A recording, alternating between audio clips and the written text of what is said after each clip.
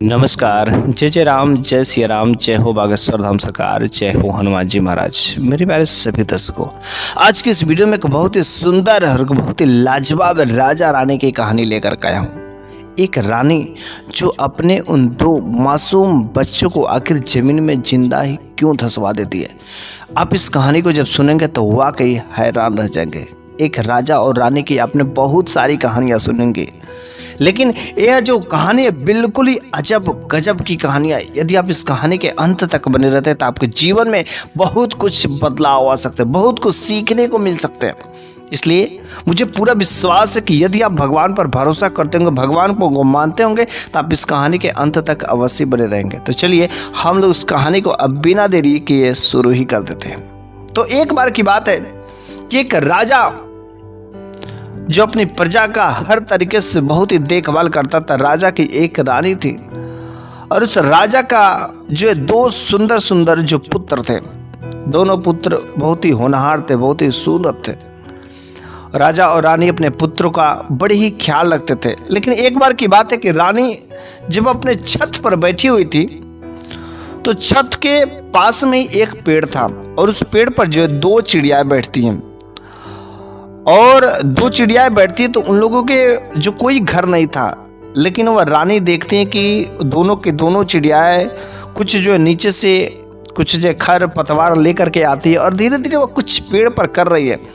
और देखते ही देखते में यह पता चल जाता है कि वे दोनों चिड़ियाएं जो है वो जो एक नया जो है घोंसला बनाते हैं। और 3 से 4 दिनों तक लगातार वह रानी उस चिड़िया का जो घोंसला जो बनाने की प्रोसेस था हर तरीके से देख रही थी। फिर जो है समय बीतता गया और चिड़िया ने 2 बच्चे दिए। दोनों जो भली बात अच्छे से उन बच्चों की देख रेख करते थे। लेकिन जो चिड़ा था वह चिड़िया से बहुत ही प्रेम करता था, अपने बच्चों से भी प्रेम करता था। लेकिन एक बार की बात होती है कि एक आंधी तूफान आती है और उस आंधी तूफान में जो चिड़िया रहती है उसकी मृत्यु हो जाती, मर जाती है। अब वह चिड़ा और 2 छोटे छोटे बच्चे रहते हैं। लेकिन चिड़ा कुछ ही समय बाद 1 या 2 दिनों के बाद कोई नई दूसरी चिड़िया के साथ में उड़ाना शुरू कर देता है। अब वो चिड़िया को अपने घोंसले में लाता, लेकिन जो वह चिड़िया थी इन दोनों के दोनों बच्चों को देखना नहीं चाहती थी, बिल्कुल जलन करती थी। और एक बार चिड़ा जब जो है कहीं घूमने गया था, चारा के लिए गया था, उसी समय वह चिड़िया जो है उन 2 छोटे छोटे बच्चों को चावल का दाना ला करके खिला देती है। जिसके बाद वह चावल का दाना उन दोनों की दोनों चिड़िया के गले में, गर्दन में जाकर के फंस जाती है। सांस लेने में दिक्कतें होती है और कुछ ही समय बाद दोनों के दोनों जो छोटे छोटे बच्चे रहते हैं चिड़िया के, वो दोनों मर जाते हैं। फिर जब चिड़ा आता है तो देखता है कि दोनों के दोनों बच्चे मर गए। कैसे हुआ कति पता नहीं, ऐसा कैसे हुआ, लग रहा है कोई बीमारी आ गई या कुछ अलग सलग लोगों ने खा लिया जिसके वजह से इन लोगों की मृत्यु हो गई। बेचारा अब चिड़ा कर भी क्या सकता है, बच्चे तो मर गए। इस तरीके से इस सारे के सारे दृश्य जो रानी देख रही थी, रानी बड़ी ही उदास होती है कि यह चिड़ा जो है किसी दूसरी चिड़िया को लेकर के आया, जिसके वजह से वह चिड़िया जो है दूसरे के बच्चे को जो अपने बच्चे जैसे नहीं समझे और वह उसको मार देती है। बहुत ही दुखी होती, निराश होती है। और वह रानी अपने राजा के पास में जा करके थोड़ा सा बीमारी का बहाना बना करके लेट जाती है। तो राजा साहब ने कहा, रे रानी क्या बात है, आखिर ऐसे उदास क्यों है इतना, जो क्या कोई आपका स्वास्थ्य ठीक नहीं, तबीयत खराब है, क्या बात है। तो उस रानी ने कहा, मुझे कुछ नहीं हुआ है, मुझे आपसे कुछ कहना है, यदि आप मेरी बातों को गौर करेंगे तो। उसने कहा कि देखिए जी, ये जो समय है ना बहुत बुरा समय है। यदि आप मेरे से बचन लीजिए, प्रॉमिस करिए कि मेरे मर जाने के बाद जो है मेरे बच्चों को किसी दूसरी स्त्री के हाथों में मत सौंपिएगा। तो राजा ने कहा, तुम ऐसी कैसी बातें कर रही हो, तुम कैसे मर सकती हो, ऐसा कभी नहीं हो सकता है, तुम क्यों मरोगी, अरे मेरे रहते हुए तुम कैसे मर सकती हो। उसने कहा, नहीं अभी तो कुछ भी हो सकता है, कल कौन रहेगा नहीं रहेगा किसी को पता नहीं होता। तो रानी ने उस सारी के चिड़िया और चिड़ा की जो कहानी रहती है वह देखी रहती है, वह सारा आंखों देखी हाल जो उस अपने राजा साहब को बता देती है। राजा साहब ने कहा, ठीक है कोई बात नहीं है, हम कभी भी दोबारा शादी नहीं करेंगे। और कुछ समय बाद बच्चे भी धीरे धीरे कुछ बड़े हो गए रहते हैं और रानी की तबीयत अचानक खराब हो जाती है और उनकी मृत्यु भी हो जाती है। राजा बड़ा ही दुखी होते हैं। कि रानी ने कहा गया था कि मेरे मर जाने के बाद दूसरी शादी मत करिएगा। 2 साल 3 साल बीत जाते हैं, बच्चे भी अपने माँ के बिना बहुत ही उदास रहते हैं, क्योंकि माँ का जो प्यार होता है बहुत ही गजब का होता है। अरे माँ का प्यार वही लोग समझ सकते हैं कि जिनकी माँ नहीं होती। जिनकी माँ होती होते हुए बड़ी किस्मत वाले होते। दोनों के दोनों बच्चे बिना माँ के अपनी माँ को खोजते, लेकिन करे तो करे क्या, दोनों बच्चे थोड़े से कुछ होशियार भी हो गए थे, समझदार हो गए थे। 1 साल बीत जाते हैं, 2 साल बीत जाते हैं, लेकिन उनके जो राजा साहब के जो मंत्री थे, उनके मंत्रियों ने कहा, राजा साहब आप कब तक अकेले रहेंगे, कब तक तनहा तनहा रहेंगे और कब तक रानी की याद में ऐसे इधर उधर भटका करेंगे, क्यों ना आप किसी दूसरी लड़की से शादी कर लेते हो, इस महल की रानी आ जाती। राजा ने कहा नहीं नहीं, मैं दूसरी रानी से शादी नहीं कर सकता, क्योंकि मैं अपनी रानी से बहुत ही प्रेम करता था, जो इस दुनिया को छोड़कर चली गई। मैंने तो उससे वचन दिया था, वादा किया था कि मैं दूसरी शादी नहीं कर सकता। लेकिन राजा साहब हमेशा अक्सर जो उदास रहा करते थे और बार बार मंत्रियों ने दबाव दिया। प्रजा ने भी कहा कि राजा साहब दूसरी शादी कर लीजिए, आपका जो तनहा वाला जीवन है, जो सुखमय जीवन है, वह नहीं आएगा इस तरीके से, हमेशा दुखी ही दुखी रहेंगे। और बार बार मंत्रियों के कहने पर राजा साहब आखिर शादी करने के लिए तैयार हो ही जाते हैं। राजा साहब ने दूसरी शादी कर ली। घर में अब तो नई राजकुमारी आई, नई रानी आई। जब नई रानी आती हैं तो वह जो रानी रहती है, जो राजा साहब के दोनों लड़के रहते हैं, उससे घृणा होने लगता है।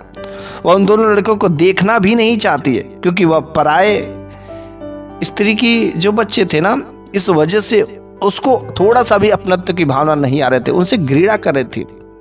और कुछ समय बाद उस रानी को भी एक सुंदर सा पुत्र की प्राप्ति होती। अब तो वह रानी अपने पुत्र के मोह माया में हमेशा पड़ी रहती। उन बच्चों को, उन दोनों लोगों को देखना तक नहीं चाहती थी। कभी कभी बाय चांस अगर वे दोनों के दोनों बच्चे अगर उस रानी के बच्चे को छू लेते तो बहुत ही उस पर बरस पड़ती, टूट पड़ती थी, बहुत ही गुस्सा आता था।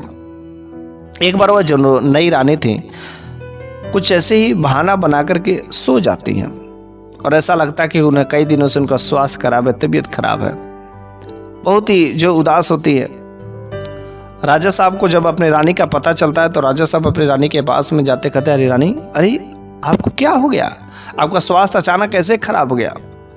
उस रानी ने कहा, अरे मेरा कोई स्वास्थ्य खराब नहीं हुआ, सब कुछ ठीक हो जाएगा, लेकिन मेरा स्वास्थ्य तभी ठीक होगा जब ये आपके दोनों के दोनों बच्चे हैं ना, ये मेरा सर खाली है। यदि आपके दोनों के दोनों बच्चे अगर इस घर में रहेंगे तो मैं पक्का मैं इस घर में नहीं ये जो आपके दोनों के दोनों बच्चे हैं, यदि इस घर में रहेंगे तो मैं बिल्कुल ही नहीं रह सकती, मैं जहर खा करके मर जाऊंगी और आपको भी मैं फंसा दूंगी।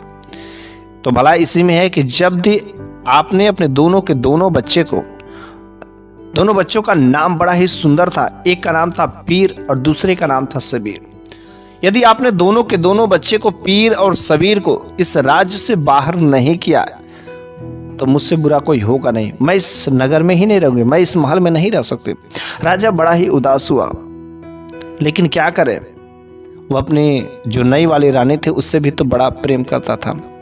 और वह राजा जो है अपने रानी के बातों में आ भी गया और बाहर पोस्टर लगवा देता है कि जो मेरे के दोनों बेटे हैं, उन लोगों को घर के अंदर नहीं प्रवेश किया जाए। वे लोग इस राजमहल से दाखिल हो चुके हैं, निकाल दिए गए हैं। दोनों के दोनों बच्चे राजकुमार जब बाहर से कहीं से घूम करके बाहर से घर में जब प्रवेश करते हैं तो बाहर एक नोटिस बोर्ड लगा होता है, जिसमें से उन लोगों से इस राज्य से छोड़ करके बाहर जाने की बात लिखी रहती है। बड़े ही उदास होते हैं दोनों लोग कि मेरे पिताजी ने मेरे साथ में ऐसा क्या कर दिया। पहले तो मेरी माँ इस दुनिया को छोड़ करके चली गई, अब मेरे पिताजी भी मेरे को इस राज्य से निकाल दिए। हे भगवान, तू मेरी कैसी परीक्षा ले रहा है। वो बेचारे दोनों राज्य छोड़ करके चले जाते, बड़े ही निराश होकर के। दोनों भाइयों में आपस में बड़ा ही प्रेम था। बड़ा भाई पीर, छोटे भाई सबीर, दोनों कभी कभी गले लग करके रोने लगते थे कि मेरी माँ ने भी मेरा साथ छोड़ दिया और मेरे पिताजी ने हम लोगों को अपने घर से निकाल दिया, अपने महल से निकाल दिया, राज्य से निकाल दिया। भला अब हम लोग कहाँ जाएंगे। लेकिन बड़ा भाई पीर कहता कि भाई सबीर, घबराने की बात नहीं है, चलो कहीं ना कहीं तो कुछ किनारा ही मिलेगा, नहीं तो जंगल में चलो, लकड़ियाँ काटेंगे और वहाँ से बेचेंगे, कुछ मिलेगा। दोनों बेचारे जाते हैं जंगल में, थके हारे। जो छोटा भाई सबीर था कहता कि भैया मुझे बहुत जोर से नींद आ रही है। उसने कहा ठीक है, तो क्या करना है, यहीं पर हम लोग आराम कर लेते हैं। और छोटा भाई सबीर जो है वहीं पर सो जाता है और पीर वहीं पर बैठा रहता है। जब बैठा रहता है तब तक जिस पेड़ के नीचे बैठे रहते तो उस पेड़ की डाल पर जो दो पक्षी आते, तोता और तोती, और दोनों तोता और तोती काफी बूढ़े हो गए थे, उनका अंतिम समय आ गया था। तोता और तोती आपस में बात कर रहे थे कि देखो अब हम लोगों का अंतिम समय आ चुका है, लेकिन जो हम लोगों के पास शक्तियां हैं आखिर इसका सदुपयोग कौन कर सकता है। लेकिन हाँ, अगर कोई सदुपयोग किस तरीके से कर सकता है, यह बातें जो है उसके नीचे बैठा पीर और सबीर, पीर भाई जगा था, सबीर छोटा भाई सो गया था। पीर सारे के सारे बातें तोता और तोती को सुन रहा है। तो तोता और तोती कह रहे थे कि अगर कोई भी जो भी मेरी बातों को सुन रहा हो, समझ रहा हो, अगर वह मेरे मर जाने के बाद अगर हम लोगों के मांस को जो भी खा लेता है, वह बिना मेहनत का किसी नगर का वह बादशाह बनेगा, राजा बनेगा। बार बार ये तोता एक ही बात कर रहा था कि जो भी मेरे मांस को खा लेगा मेरे मरने के बाद, वह किसी राज्य का बिना मेहनत का वह जो है बादशाह बनेगा, राजा बनेगा। बड़ा भाई पीर अपने छोटे भाई को बड़ा प्रेम करता था, बड़ा जानता था, बड़ा मानता था। और कुछ समय बाद ही तोता और तोती का चूंकि बूढ़े हो गए थे और उस पेड़ की डाल से गिरते हैं, मर जाते हैं। मर जाने के बाद ये पीर तो इस सारे के सारे बातें सुना था, उन तोता और तोती को अच्छे से भूनता है और भूनने के बाद जो है अपने छोटे भाई को खाने के लिए दे देता है, रख देता है और बगल में सो जाता है। और समझता है कि जब मेरा छोटा भाई उठेगा तो देखेगा तो भूख लगेगी और वह जो खा लेगा। छोटा भाई उठता है और बगल में बड़ा भाई सोया रहता है, देखता है कि भुना हुआ कुछ रखा है, वो तुरंत उसे उठता है और खा लेता है। लेकिन उसे चिंता होती, अरे मैंने तो सारा का सारा चीजें खा लिया, बड़ा भाई ने कुछ खाया ही नहीं होगा।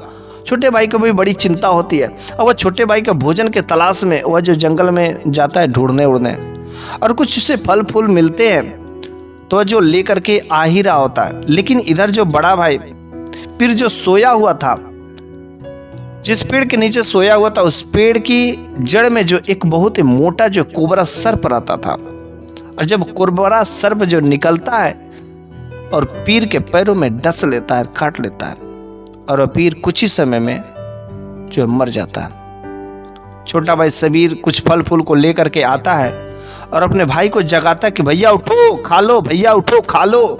लेकिन भला वह पीर जिंदा रहेगा तब तो उठेगा, बोलेगा। वह समझ जाता है कि मेरा छोटा बड़ा भाई जो मर गया, बहुत ही दुखी होता है, रोता है, लेकिन कहता कि आखिर मेरे भैया का दाह संस्कार कैसे किया जाएगा, कैसे होगा।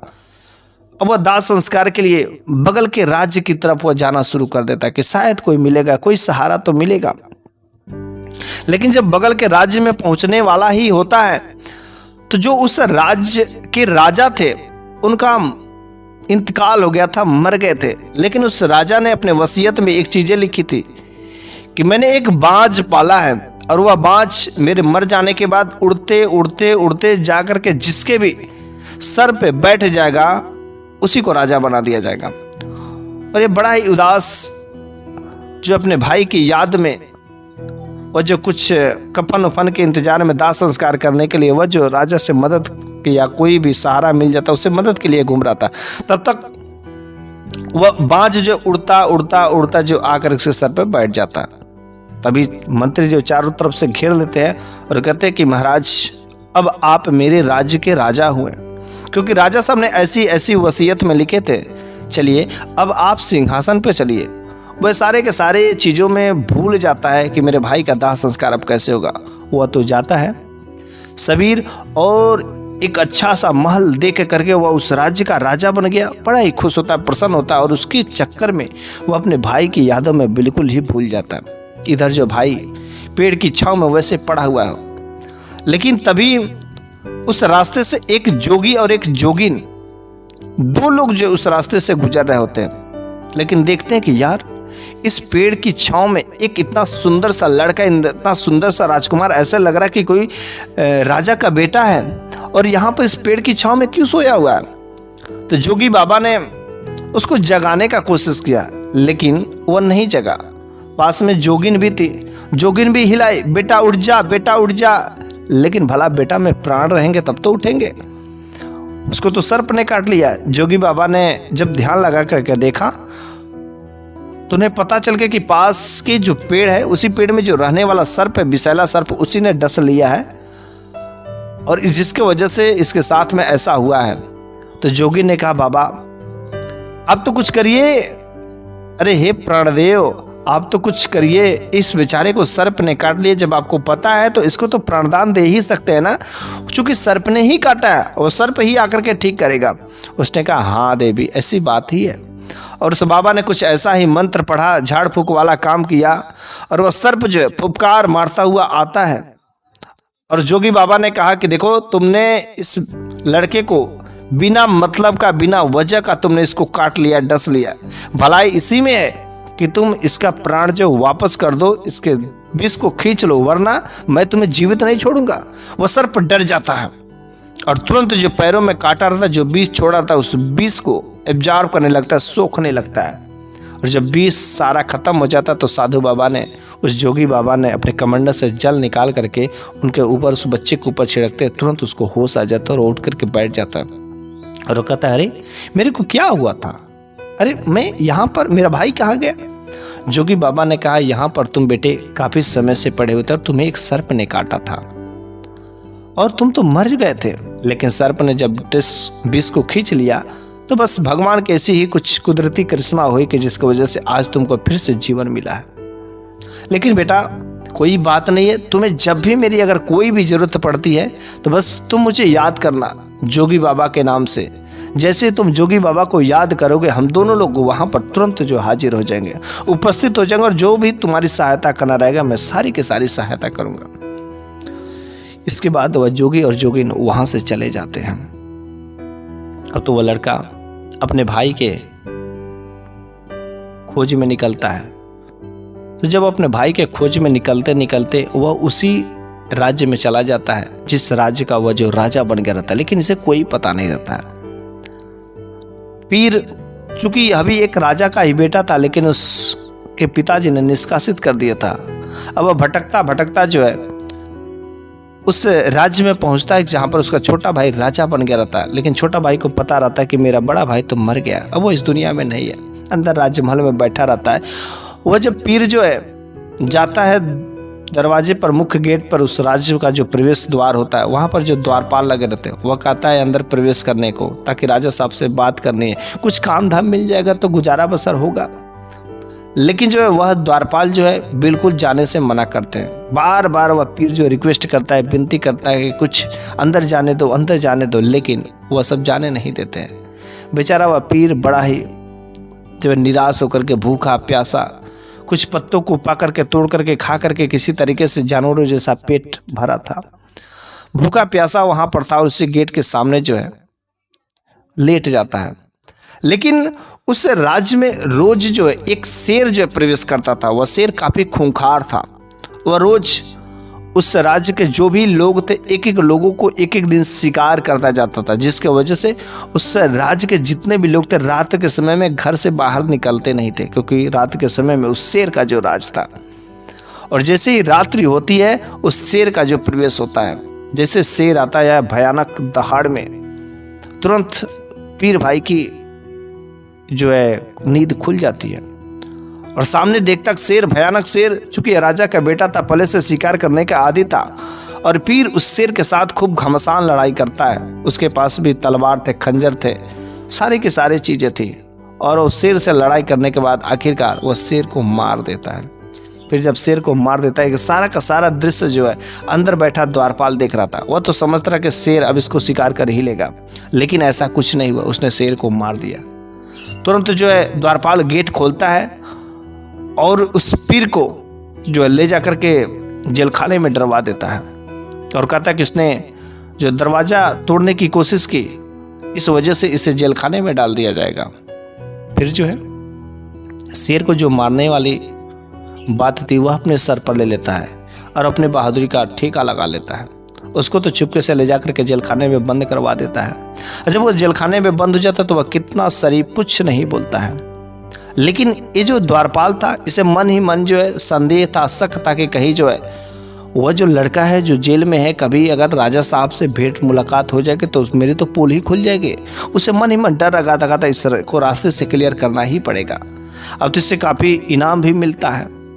और काफ़ी इसका नाम हो जाता है। अब वो मंत्री बन जाते, इसका पद प्रमोशन हो जाता, राज्य के काफ़ी लोग इसकी सराहना भी करने लगते हैं, बड़े बहादुर बहादुर, इसकी खुशी का ठिकाना नहीं रहता है। अब वह जो द्वारपाल से मंत्री बन जाता है, वो भी राजा साहब का खास मंत्री, और इस तरीके से उसकी मान सम्मान बढ़ जाती है। लेकिन जो उस राज्य के राजा थे, बल्कि उसका भाई ही था, लेकिन उसको कुछ नहीं पता था। उस राज्य में एक जो बहुत बड़ी नौका बनी रहती है, उस नौके का जो मालिक रहता है वो अनाउंस किया रहता है कि मेरी नाव यहाँ से वहाँ तक तभी चलेगी जब जो किसी का खून लेगी, किसी का जो है खून लेगी, किसी की जो मृत्यु लेगी, तो उसको खून चाहिए था तभी चलेगी। अब उसने राजा साहब से कहा, तो राजा साहब जो कि सबीर था, उसने कहा कि नहीं, कुछ भी हो जाए, चाहे नाव चले या न चले, मैं किसी की जो बलि नहीं दे सकता हूँ, क्योंकि बलिदान करना बहुत ही कितनी मेहनत से, कैसे जो एक प्राण मिलते हैं, और मैं एक को बलिदान कर दूं, ऐसा कभी नहीं हो सकता, चाहे जहाज चले या ना चले। लेकिन चुपके से ये जो मंत्री रहता है सोचता है कि यार ये जो बंदा जेल में पड़ा, इसको अपने रास्ते से क्लियर करने के लिए एक तरीका है कि इसको अगर मैं बलि के लिए चुपके से मैं उसको दे देता हूँ तो ये तो बलि चढ़ा देगा, और फिर जो मेरा रास्ता भी क्लियर हो जाएगा, किसी चीज़ का डर नहीं रहेगा। लेकिन जिस दिन मेरा पोल खुल जाएगा उस दिन तो मेरी हालत ख़राब हो जाएगी, मेरी तो खटिया खड़ी हो जाएगी। इसलिए जो जहाज़ का मालिक रहता है उससे कहता है कि देखो, मैं राजा साहब का खास जो है मंत्री हूँ, और मेरे पास एक बंदा है, वो अपना बलिदान करने के लिए तैयार है। तो उसने कहा चल ठीक है, तब तो अच्छी बात है। और वो चुपके से जो है उसको ले जा करके जहाज के किनारे जो है उस कैदी को ले जा करके पीर को खड़ा कर देता है।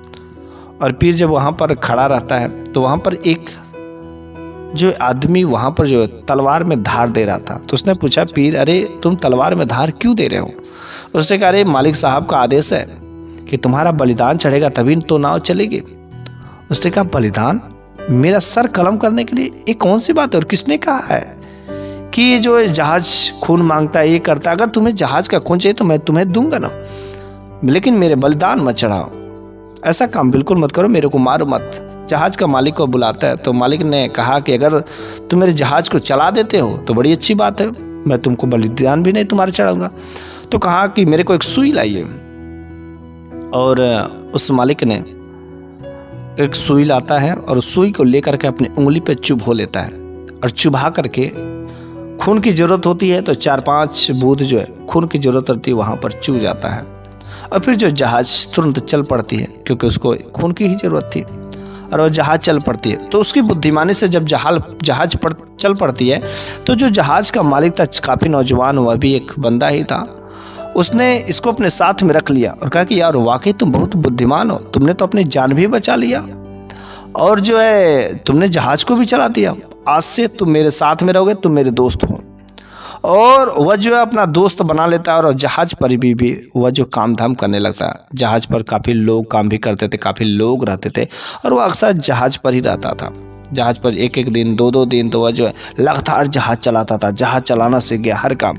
अब तो जो उसका दोस्त था काफ़ी जो है उसके लालच में आ गया कि अरे चलो भाई ये तो काम कर रहा है, कोई दिक्कत नहीं है, उसको पैसे कमाने की लालच हो जाती है। लेकिन वह जो जहाज पर रह रहा था पीर, एक बार वह जो जहाज पर वॉकिंग कर रहा था, टहल रहा था, तो उसी जहाज पर जो एक लड़की जो बहुत ही खूबसूरत थे उसी जहाज पर काम कर रही थी। उस लड़की को कुछ लोग जो छेड़ने की कोशिश करते हैं, लेकिन तब तक वहाँ पर पीर से गुजरता है, तो उस लड़की को जब छेड़ रहे थे तो वह जो है उस लड़की को बचाता है और उन लोगों को सजा देता है, मार पीट करके भगा देता है, किनारे कर देता है।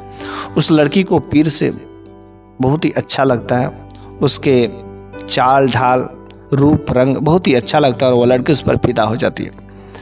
उस लड़की ने डायरेक्ट पीर से प्रपोज कर दिया कि देखो तुम बहुत ही अच्छे हो, मैं तुमको पसंद करती हूँ, तुम मुझसे शादी कर लो।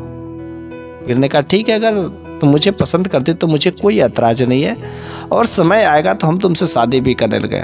और दोनों लोगों में आपस में प्यार बहुत अधिक बढ़ गया। और ये जो प्यार पीर का और उस लड़की का जो प्यार था, उस जहाज का जो मालिक उसका दोस्त बन गया था, अपने को दोस्त बनाया था, यह सब चीजें देखता है तो बहुत ही उसे गुस्सा आता है। कितनी खूबसूरत लड़की, इसकी कैसे हो सकती, इससे कैसे प्यार कर सकती। मैं तो इसके पीछे कितने दिनों से पागल था, लेकिन यह तो मेरे को आज तक घास नहीं डाली, और इसने ऐसा क्या जाल फेंक दिया कि यह इसके चक्कर में तुरंत ही पड़ गई। वो उसको अंदर ही अंदर जलन होने लगा। ये बात जो शादी तक पहुंच चुकी थी, अब वो जो जहाज का मालिक था उसे ऐसा पता चला कि अरे भाई, वह तो जब उससे शादी कर लेगी तो मेरे हाथ से निकल ही जाएंगे, किसी ना कोई तरीका तो अपनाना ही पड़ेगा। और एक बार जो पीर था, जहाज पर काफी समय तक काम करने के बाद, 24 घंटा तक लगातार काम करने, जहाज चलाने के बाद उसे काफी थकान हुई थी और उसी वह जहाज में सो गया रहता है। जब जहाज में सो गया रहता है तो जो जहाज का सौदागर था वह इस मौके का फायदा उठा करके पीर को जहाज पर से रात्रि के समय फेंकवा देता है। जैसे ही फेंकवाता है तो पानी में जाते उसकी तो तुरंत नींद खुल जाती है और वो अपने आप को बचाने की कोशिश करता है, लेकिन पास में एक लकड़ी का उसे बड़ा सा गुटका मिल जाता है और उस लकड़ी के गुटके के सहारे जो तैरता तैरता एक किनारे पर पहुंचता है। और जब एक किनारे पर पहुंचता है तो वहां पर जो है एक धोबी था और जो कपड़ा को धुल रहा था, और उस धोबी से वह सारा का सारा वाकया बताता है कि ऐसे ऐसे जहाज पर घटना घटित हुई, और उस लड़की के बारे में भी सारे के सारे चीजें बताया था। तो धोबी ने कहा चलो कुछ ऐसी बात नहीं है, तुम मेरे घर पर आना, मेरे बेटे जैसे रहना, और मेरा घर में कोई नहीं है, मेरे घर में खाने पीने की कोई कमी नहीं है, हर चीज़ सही से मिलेगा, बस तुम मेरे घर पर रहो क्योंकि मेरी कोई औलाद नहीं है। और बस पीर और जो धोबी के घर पर रहने लगा, सही से रहता, सही से खाता पीता, सही से सब कुछ करता। और एक बार जो है वह धोबी थी कि पीर ने कहा कि एक बार आप जो जहाज पर जाइए, उस जहाज पर जो लड़की है, जिस लड़की से मैं प्रेम करता हूँ, हो सके उसी के साथ कुछ परेशानियां होगी, कुछ दिक्कतें होगी। और जब वह धोबी जो उस जहाज पर जाता है तो गजब का दृश्य देखता है कि जो जहाज का सौदागर था उस लड़की को बार बार तंग करता था कि अरे ये जो तुम्हारा जो यार था ना, जो तुम्हारा प्यार था, जो तुम्हारा पति बनने वाला था, अरे वह तो इस नदी में कूद करके मर गया, पता नहीं क्यों, तुमने लग रहा है कुछ ऐसा वैसा बात कर दी थी, अरे वह मर गया, इस दुनिया में वो नहीं है, तुम मुझसे शादी कर लो। और बार बार वह जो जहाज का सौदागर था उस लड़की से बार बार शादी करने के लिए प्रताड़ित करता, अलग अलग उपाय कर रहा था, सजाए दे रहा था कि किसी तरीके से तुम बस मुझसे शादी करने के लिए तैयार हो जाओ। लेकिन वह लड़की उस सौदागर से शादी करने के लिए बिल्कुल ही तैयार नहीं होती है। कहती कि चाहे कुछ भी हो जाए, मैं तुमसे तो शादी नहीं कर सकती, तुमने ही मेरे पति को मारा होगा, मेरे प्यार को तुमने ही मारा होगा, जरूर उसमें तुम्हारा ही हाथ होगा। इस सारा का सारा चीज जो है धोबी जो है सुन रही थी। और धोबी ने एक बार उस लड़की को किनारे बुलाई और कही कि देखो, जिस लड़के से तुम प्यार करती हो, जिससे तुम शादी करने वाले थे ने, तुम्हारा पति मेरे पास में और बिल्कुल सेफ है, उसे कुछ नहीं हुआ। लेकिन हाँ, ये बात सत्य है कि जो इस जहाज का सौदागर है, इसने ही तुम्हारे पति को जहाज से पानी में फेंक दिया था। लेकिन घबराने की बात नहीं है बेटी, तुम बिल्कुल सेफ हो, सुरक्षित हो, और तुम्हारा पति भी बिल्कुल सेफ सुरक्षित है। मेरे पास में कुछ समय इंतजार करो, कुछ ना कुछ तो रास्ते अवश्य निकलेंगे। यह बात जब वह धोबी जाकर के पीर को बताती है तो पीर ने कहा कि एक बार उस लड़की को किसी तरीके से मेरे से मिलवाओ और मैं उससे कहूंगे। तो एक बार वह धोबी उस लड़की को लेकर के किसी बहाने वह जो अपने घर पर लेकर के आती है, और जब वह पीर को देखती है तो वाकई उसके खुशी का ठिकाना नहीं रहता। बहुत ही खुश होती कि चलो मेरा प्यार अभी भी जीवित है। पीर ने कहा कि देखो, वह जो जहाज का सौदागर है वह तुमसे शादी करना चाहता है और बार बार प्रताड़ित कर रहा है, और अगर तुम कुछ काम कहते उससे करने के लिए किसी भी मोल पर वह करेगा ही करेगा। तो उसने कहा हाँ, वो तो करेगा ही करेगा। तो उसने कहा ना कि तुम मेरे को एक कहानी सुनाओ। तो उस लड़की ने कहा कहानी सुनाओ, ये कौन सी बात होती, कहानी सुनाओ। तो उसने कहा चाहे जैसे भी हो, तुम जो बस उससे कह देना कि मेरे को पीर और सबीर की कहानी सुननी है। अगर तुम पीर सबीर की कहानी सुना दोगे तो मैं तुमसे शादी कर लूंगी। अब जो है वो लड़की जाकर के उस जहाज के सौदागर से कहती कि मेरे को पीर और सबीर की जो है कहानी सुनिए। वो कहता है कि पीर और सबीर की कहानी, लेकिन चाहे जैसे भी हो तुम राजी तो होगे ना। मैं कहीं से भी पीर और सबीर की कहानी जो है सुन करके अवश्य पता करूंगी कि आखिर जो है कौन सी कहानी है। और पीर सबीर की कहानी जो है अलग अलग लोगों से पूछता है, उस राज्य में जितने भी लोग रहते हैं, अब वह जो उसका भाई जो रहता है सबीर, जो उस राज्य का राजा बन गया था, उसके कानों में भी ये खबर चल जाती है कि मेरे को पीर सबीर की कहानी कोई है, जो लड़की है वह सुनना चाहती है, और जो मेरा मंत्री है उसका उसके साथ में शादी हो गई। तो जब पीर और सबीर की बात होती है तो राजा जो सबीर बन गया था, बड़ा ही वह अंदर ही अंदर उत्तेजित होता है कि मेरा जो भाई पीर है और मैं सबीर, और हम दोनों के सिवाय इसका तो कहानी कोई नहीं जान सकता है, क्योंकि मेरा भाई तो अब तो जीवित है नहीं, लेकिन पीर और सबीर की कहानी कैसे कौन सुनाएगा। वह जो है सबीर भी राज्य में अनाउंसमेंट करवा देता है कि पीर और सबीर की जो कहानी सुनने के लिए वह भी बड़ा ही उत्तेजित होता है। तो धोबी वह जो है राजमहल में जाती है और उस राजा साहब के सामने जाती है, और धोबी कहती है कि देखिए मेरी एक बेटी है, वह बेटी जो है पीर और सबीर की कहानी सुनाती है, वह बहुत अच्छे से जानती है, अगर आपकी इजाज़त हो तो महल में उसे अवश्य लाएंगे। लेकिन मेरी बेटी का जो कहना है कि जो पीर सबीर की कहानी एक ही दिन में समाप्त नहीं होगी, उसे लगभग 4 से 5 दिन कहने में समय लगेगा, लेकिन जब वो कहानी कही जाएगी तो उसमें अगर कोई भी किसी तरीके से डिस्टरबेंस करेगा, कोई भी अड़चन करेगा, तो उसे तुरंत जो फांसी की सज़ा दी जाएगी। अगर आपको यह मंजूर है तब तो आप ठीक है, वरना बिल्कुल वह जो कहानी सुनाने के लिए तैयार नहीं है, क्योंकि ये वह ऐसी कहानी है कुछ लोग अड़चन डालेंगे ही डालेंगे। तो बस उस राज्य के राजा ने कहा कि चलिए ठीक है, मैं आपके सारे के सारे शर्तों को स्वीकार करता हूँ कि अगर कुछ भी कोई भी अड़चन डालेगा तो उसे तुरंत जो फांसी की सजा दी जाएगी। अब उस धोबी के घर पर पीर ही था, लेकिन जब राजमहल जाने की बात होती तो पीर ने साड़ी पहना और घूंघट के आड़ में जो जाकर के उस राजमहल में पेश हुई।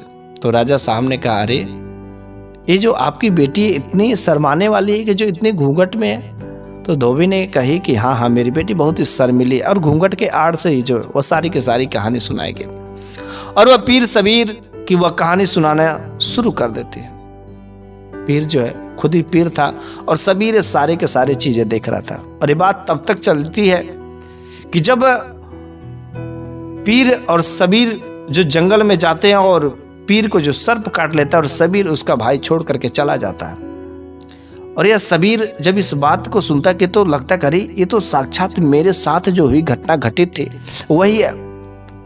लेकिन जो उस धोबी का बेटी बनकर के गया था पीर, वो कहता कि कहानी आज यहीं पर समाप्त होती है और अगले दिन इसके आगे मैं कहानी सुनाऊंगी।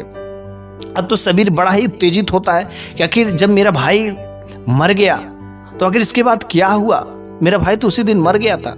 फिर जो अगले दिन वह धोबी अपने बेटी को लेकर के आती है और फिर से वह कहना शुरू कर देता है पीर, चूंकि घूंघट के आड़ में रहता है।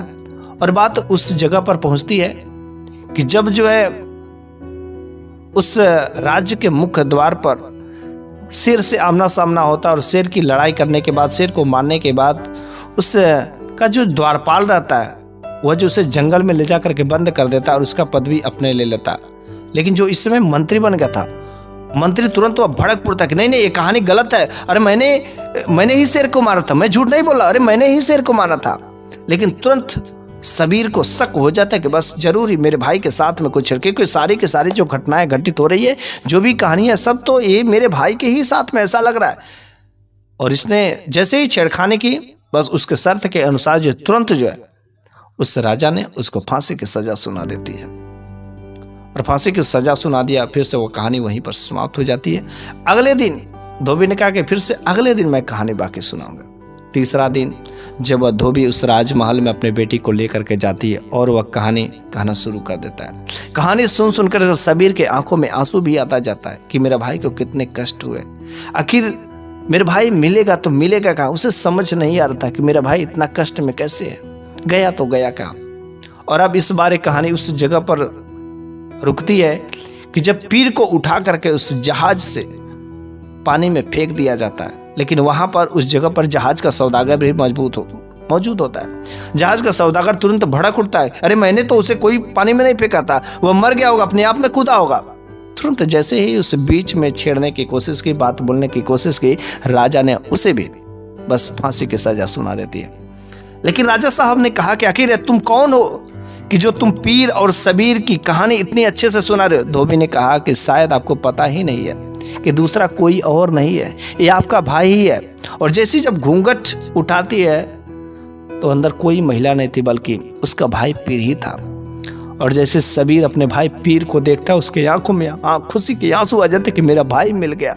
वह दोनों खुशी के मारे उछल करके वह जो आपस में गले मिल जाते हैं और खूब रोते हैं। अगल बगल जितने भी लोग मौजूद रहते हैं, दोनों लोगों का दृश्य जो आपसी मिलन देख करके खुशी का ठिकाना नहीं रहता है। सबकी आंखों में जो खुशी के आंसू आ जाते हैं। फिर जो है सबीर ने अपने उस बड़े भाई जो पीर का विवाह जो उस बेटी से करवाता है, और करवाने के बाद जो है दोनों पीर और सबीर को अपने बाप की याद आती है। तो पीर और सबीर को आखिर अपने बाप के पास अपने बाप की खबर कैसे पता चलेगी। तो उसने जोगी बाबा को याद किया कि जोगी बाबा ने कहा था अगर समय कभी भी तुम्हें जरूरत होगी तो मेरे को याद करना। और जैसे ही जोगी बाबा को याद किए तो दरवाजे पर किसी के जो है द्वारपाल ने लेकर के संदेश आया कि दरवाजे पर कोई जोगी बाबा आए हैं। जोगी बाबा को जब अंदर लाया जाता है, दोनों लोग बच्चे जो है चूँकि काफ़ी बड़े हो गए थे, दंडवत प्रणाम करते हैं। उसने कहा कि बाबा मेरी इच्छा है कि आखिर मेरे पिताजी कैसे हैं, किस हालत में, किस तरीके से हैं। तो जोगी बाबा ने उस राजा साहब के बारे में बताया कि जो राजा साहब ने दूसरी शादी की थी और एक जो बेटा भी था, लेकिन एक दिन अचानक जिस कमरे में वह रानी सोई हुई रहती उस कमरे में आग लग जाती है, और आग लगने की वजह से वो माँ और बेटा दोनों मर जाते हैं। अब तो राजा साहब बिल्कुल ही अकेला है और तुम लोगों को हमेशा याद करते कि मेरे बेटे कहाँ हैं, मेरे बेटे कहाँ होंगे, आखिर मेरे राज्य का कौन देखभाल करेगा। और दोनों के दोनों बेटे जो है अपने उस पिताजी के पास में पहुंचते हैं। पिताजी ने अपने बेटों से माफ़ी मांगी, बेटा मुझे माफ़ कर दो, तुम्हारी माँ ने अवश्य कहा था कि उस चिड़िया वाली हाल, और वाकई वह चिड़िया वाली हाल जो मेरे साथ इकट्ठे थे, बेटा मेरे को माफ़ कर दो, मैंने तुम लोगों को अपने घर से निष्कासित कर दिया था, बेटा मुझसे बहुत बड़ी गलती हुई। दोनों बेटे ने कहा पिताजी कोई बात नहीं है, मेरा छोटा भाई भी एक राज्य का राजा बन गया है, और रही बात मैं तो आपका जो ये राज्य है मैं संभाल लूँगा। उस राजा ने कहा ठीक है बेटे, तुम यहाँ के राजा बन जाओ और छोटा बेटा मेरा वहाँ का राजा है, कोई बात नहीं, अब मुझे कोई चिंता नहीं, हमेशा तुम ही लोगों की चिंता मेरे को सताए जा रहे थे, और अब मेरा समय भी हो गया, अब तो मेरा अंतिम समय आ गया है। और कुछ समय बाद वह राजा भी इस दुनिया को छोड़ करके चले जाते हैं, और पीर और सबीर जो दो राज्य के राजा बन जाते हैं, और खुशहाली से दोनों लोग राज्य करने लगते हैं।